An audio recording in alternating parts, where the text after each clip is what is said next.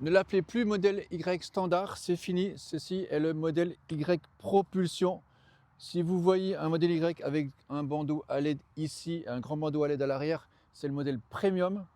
Ici, c'est le modèle Y propulsion avec la batterie LFP d'une soixantaine de kWh, 64 ou 65. Donc nouveau pack assez intéressant. Par contre, donc c'est fini, cette batterie, petite batterie n'existera plus en finition premium. Donc ce modèle, anciennement standard, qui n'a pas duré longtemps, hein, c'est une appellation qui a duré 1 ou 2 mois, il est disponible aussi avec la grande batterie. Donc on va faire un petit peu le tour et puis après je vais vous donner mes impressions un peu de conduite. Donc pourquoi j'essaye ce modèle Y? Tout simplement parce que je suis en phase de renouvellement de ma modèle 3. Modèle 3 propulsion, pack 60 kWh, elle a un peu plus de 3 ans, un peu plus de 50 000 km. Donc j'étais intéressé par reprendre une modèle 3 standard. Et en fait, donc il y a une prime remise Tesla de moins 3500, donc elle arrive à moins de 34 000. Et en fait là, il y a aussi une prime reprise voiture avec Tesla.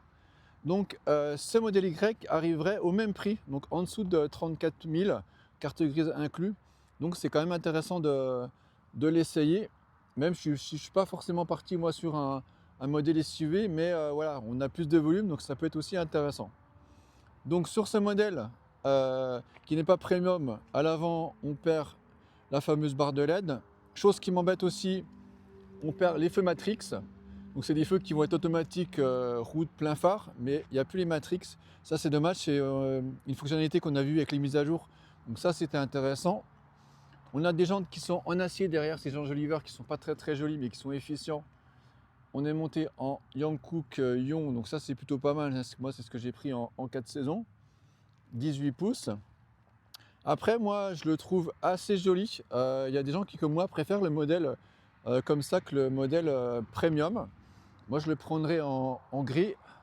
On voit que le blanc est un peu salissant, mais c'est une jolie peinture. Donc à l'arrière, pareil, hein, on perd le bandeau lumineux. À l'avant, on gagne une caméra hein, par rapport à ma modèle 3. Donc ça, c'est cool. Donc le bandeau, je vous montrerai le coffre après. Donc à l'intérieur, on retrouve les sièges qui sont mixtes, simili et tissu. Donc on n'a pas des boutons pour le réglage électrique, on verra que tout se fait sur l'écran. On a quand même un gonflage ici au niveau du bas du dos. On peut régler bien sûr l'inclinaison, en avant, en arrière. On n'a plus la console centrale à l'avant. Donc moi ça ne me dérange pas, il y a un grand rangement. On a les supports ici avec un rebord quand même pour pas que le téléphone glisse. Les portes gobelets. Ici les rangements avec prise USB-C, il y en a une, ça c'est un petit peu juste. Ici on remarque le nouvel écran 16 pouces. Donc là il y a un petit film, donc c'est pas très joli. Et donc un petit peu plus grand.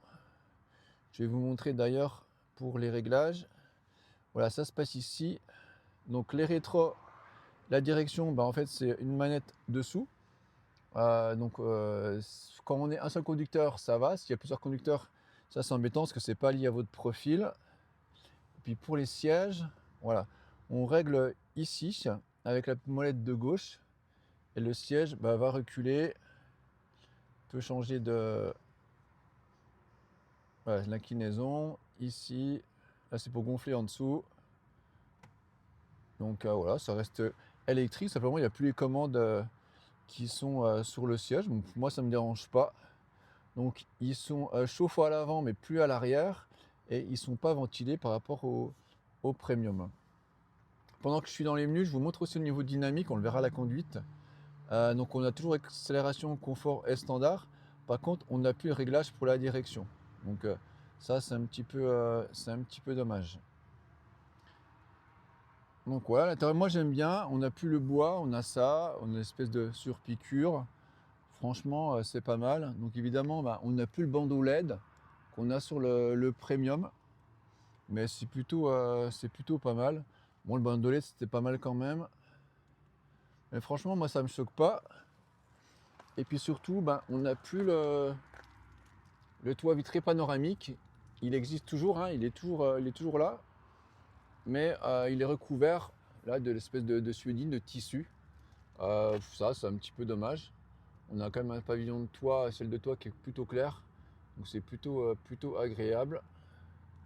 Et puis par contre, on n'a plus les vitres aussi double vitrage, donc on sera un petit peu moins insonorisé. Après, la caméra avant, c'est un gros plus. Moi, ce qui m'intéressait de renouveler ma voiture, c'est d'avoir un pack avec 4 ou 5 kWh en plus. Et surtout, la caméra à l'avant qui est vraiment bien quand on se gare. Et puis moi, par rapport à ma modèle qui est 2023, qui est de fin 2022, finalement, ce que je perds de le premium, je l'avais pas. J'avais pas les bandeaux LED, j'avais pas la caméra avant. Donc j'ai pas mal de trucs qui correspondent un peu à ma finition 2023. On glisse en arrière pour être en marche arrière. On voit les caméras ici, toujours de bonne qualité. Et donc la nouvelle caméra avant, alors, il faut se mettre en marche avant pour la voir. Voilà, caméra avant, on peut choisir d'avoir soit la caméra avant, soit la caméra arrière, plus les latérales. Et puis ici pour faire votre parking. On garde quand même un commodo ici pour les clignotants. Donc au niveau des ressentis de conduite, par rapport à ma modèle 3 propulsion, donc en mode, moi je roule en mode confort. Par contre là en mode confort, je sens que j'ai quand même moins de puissance. Donc là, moi je roulerai en mode standard. Ça serait un entre-deux par rapport à mon modèle. Donc ça me dérange pas. Ce qui me dérange un peu, c'est que la direction, on n'a pas de choix. Donc je la trouve un chouïa légère. Par contre, le volant est super agréable. Il est fin, il a du gros grip, un petit peu comme les volants BMW. Et puis j'adore ce nouveau volant, le design. L'ambiance intérieure, ça change. Quand on a eu les premières modèles 3 avec le bois clair, c'était vraiment joli.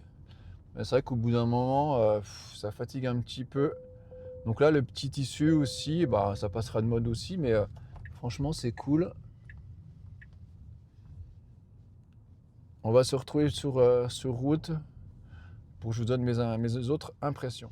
Alors, ce que j'aime bien, c'est la visibilité. J'avais déjà remarqué lors de mes précédents essais. On n'a pas du tout l'impression d'avoir une voiture en fait plus large, plus grande. Alors la rétrovision, c'est pas super. On va laisser passer la McLaren. Voilà. La rétrovision, elle est encore plus petite. Je sais pas si vous voyez. Je pense que vous n'avez pas vu que sur le modèle 3. Par contre, voilà, on voit vraiment bien le capot avant. Donc c'est hyper agréable. Franchement, on est bien. L'assentiment de largeur, c'est très lumineux. Il y a beaucoup de vitrage.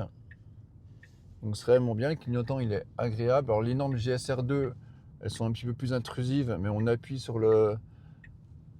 ici sur le compteur et puis ça les arrête.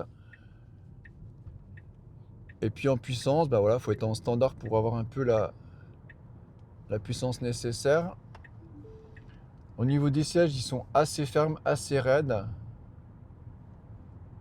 Donc ce qui est dommage effectivement, c'est qu'on perde les sièges chauffants à l'arrière, les sièges ventilés. Mais voilà, à ce prix-là, franchement, c'est quand même assez énorme. Et puis au niveau de la sonorisation, moi ça me choque pas par rapport à la mienne. Moi c'est pas une modèle 3 Highland, donc je pense que j'ai à peu près la même sonorisation, donc je trouve ça plutôt cool. Et puis au niveau châssis, franchement, ça bouge pas quoi.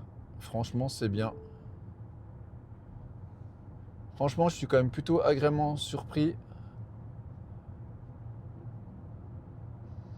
C'est pas plus mal qu'il s'appelle plus standard, qui s'appelle modèle 3 propulsion. Franchement, ça correspond bien. Moi, le seul truc qui m'embête, c'est qu'il n'y ait pas les feux Matrix.